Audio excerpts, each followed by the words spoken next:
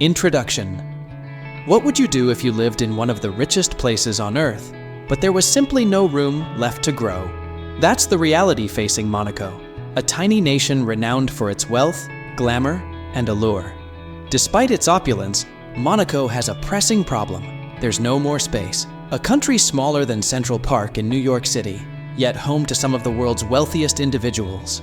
Every inch of this microstate has been built up, and now there's nowhere left to expand. Chapter 1. In Monaco, the answer is to push the boundaries, literally.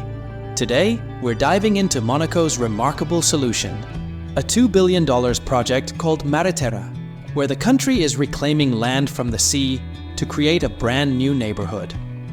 This project isn't just about adding more real estate, it's a blend of luxury and sustainability that aims to set a new standard for development. But before we explore the future, let's take a step back and understand how Monaco ended up in this situation. To truly grasp why Monaco is expanding, we need to go back to the 19th century. At that time, Monaco was much larger than it is today. But for centuries, the principality was under the influence of its more powerful neighbors, France, Italy, and Spain. It wasn't until 1861 that Monaco's fate took a dramatic turn. Prince Charles III, facing pressure from France, signed the first Franco-Monegasque Treaty, a deal that would forever change the country's future. In exchange for full independence, Monaco ceded 90% of its territory to France. The payment? 4 million gold francs. A fortune at the time, but it left Monaco with a much smaller landmass. With its newfound freedom, Monaco needed to reinvent itself, and quickly. The solution was to transform into a luxurious destination that could attract Europe's elite. The country used its newfound wealth to build casinos, luxurious hotels, and world-class marinas, creating an irresistible allure for the rich and famous. But there was a strategic move behind this glamorous facade. Monaco capitalized on the fact that gambling was illegal in France at the time, making it a unique draw for wealthy visitors. Chapter 2. As the years passed, Monaco doubled down on this strategy. The country's leaders continued to build casinos and luxury accommodations, while also promoting high-profile events like the Monaco Grand Prix, the Monte Carlo Masters, and the Monaco Yacht Show. These events put Monaco on the map as a prime destination for the world's wealthiest individuals.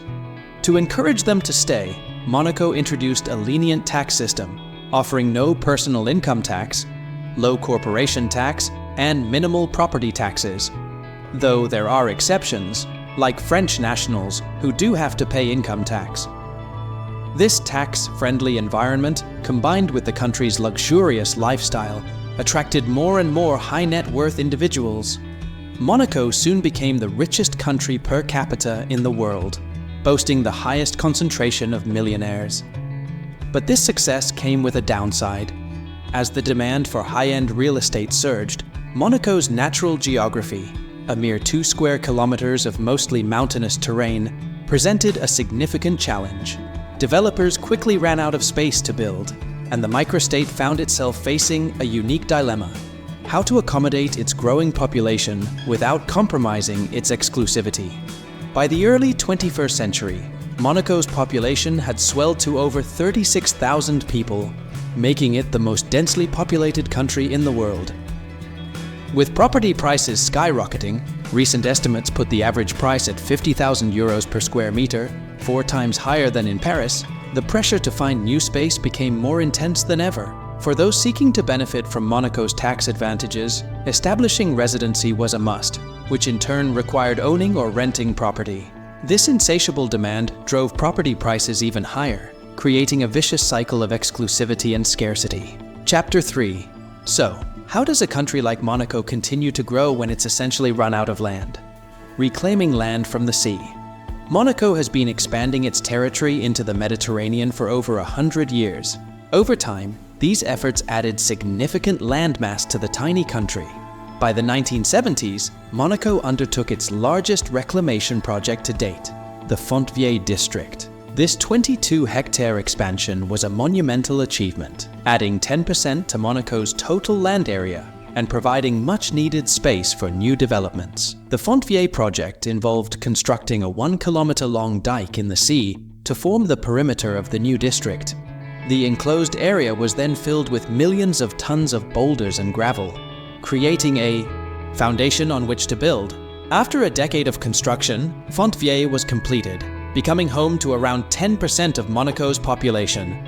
It was a massive success, but Monaco's newest project, Mare Terra, takes land reclamation to a whole new level. Mare Terra is a 6-hectare extension of Monaco. But it's more than just a new neighborhood.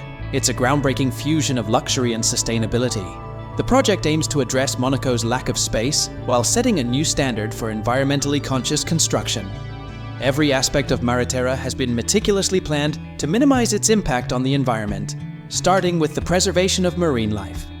Before construction began, Monaco undertook extensive measures to protect the local ecosystem. With the foundation in place, the next step was to install 18 massive concrete caissons, each weighing 10,000 tons.